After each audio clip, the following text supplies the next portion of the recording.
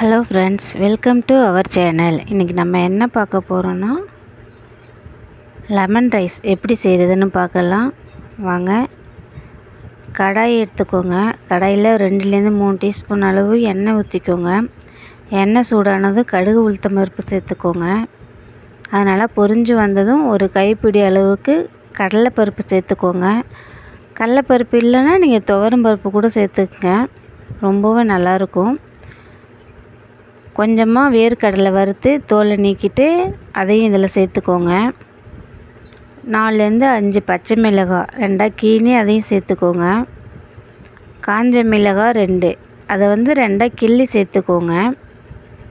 அப்புறமா கொஞ்சமாக கருவேப்பிலை சேர்த்துட்டு இது நல்லா ஒரு வாட்டி கிளறி விட்டுக்கோங்க. இது ரொம்பவே ஈஸியாக செஞ்சிடலாம். இனிமேல் ஸ்கூல் ஓப்பன் ஆகிடுச்சி, அவசரத்துக்கு செய்யணுன்னா இந்த சாப்பாடு செய்யலாம். இப்போ 1/2 டீஸ்பூன் அளவுக்கு மஞ்சள் தூள் சேர்த்துக்கோங்க. உங்களுக்கு கலர் அதிகமாக வேணும் அப்படின்னா நீங்கள் 1 டீஸ்பூன் கூட மஞ்சள் தூள் சேர்த்துக்கலாம். கொஞ்சமாக பெருங்காயத்தூள் சேர்த்துக்கோங்க.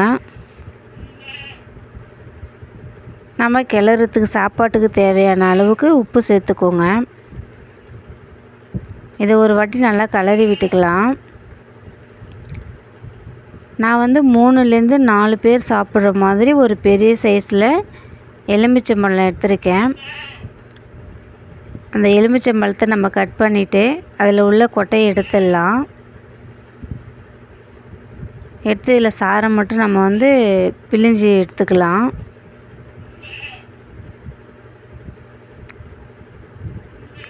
ரொம்பவே சூப்பராக இருக்குங்க. நீங்கள் டேஸ்ட்டு பண்ணி பார்த்துட்டு எப்படி இருக்குன்னு கமெண்டில் சொல்லுங்கள்.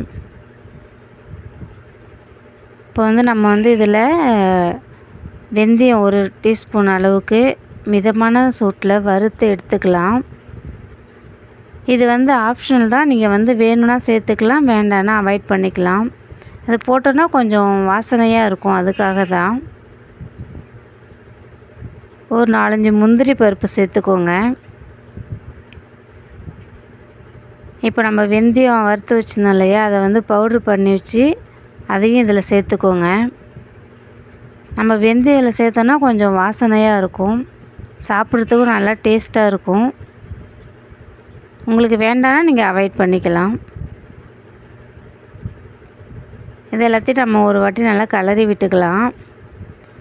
விட்டுட்டு சாப்பாடு நம்ம ஆற வச்சு எடுத்துக்கலாம். சூட்டோடு கிளறணுன்னா கொல கொலன்னு போயிடும் சாப்பாடு. நம்ம எப்போதுமே எந்த சாப்பாடு கிளறினாலும் சாப்பாடை கொஞ்சம் ஆற வச்சுட்டு அதில் 2-3 டீஸ்பூன் அளவுக்கு நல்லெண்ணெய் விட்டுக்கோங்க. நல்லெண்ணெய் விட்டோன்னா சாப்பாடு ஒன்றோடு ஒன்று ஒட்டாமல் உதிரியாக வரும், சாப்பிட்றதுக்கு ரொம்ப டேஸ்ட்டாகவும் இருக்கும். நம்ம 2-3 டீஸ்பூன் அளவுக்கு ஆயில் விட்டு நல்லா நம்ம கிளறிக்கலாம்.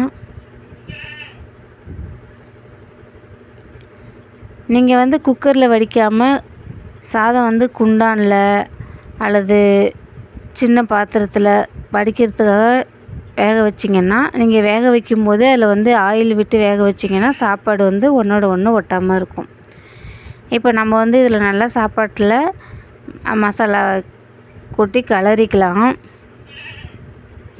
அவ்வளோதான் ஃப்ரெண்ட்ஸ். இது ரொம்பவே ஈஸியாக செஞ்சிடலாம். செய்ய தெரியாதவங்க கூட டக்குன்னு செஞ்சிடலாம். ரொம்பவே சூப்பராக இருக்கும். நீங்கள் முடிஞ்ச அளவுக்கு ஸ்பூனாலே அடியிலேருந்து கிளற ஆரம்பிங்க. ஏன்னா கரண்டிலாம் போட்டு கிளறணுன்னா சாப்பாடெலாம் உடைய ஆரம்பிச்சிடும். அவ்வளோதான் ஃப்ரெண்ட்ஸ். நம்ம 4-5 நிமிஷத்துலேயே செஞ்சிடலாம். செஞ்சு பார்த்துட்டு எப்படி இருக்குன்னு கமெண்ட் பண்ணுங்கள். மறக்காமல் சப்ஸ்கிரைப் பண்ணுங்கள். Thank you friends.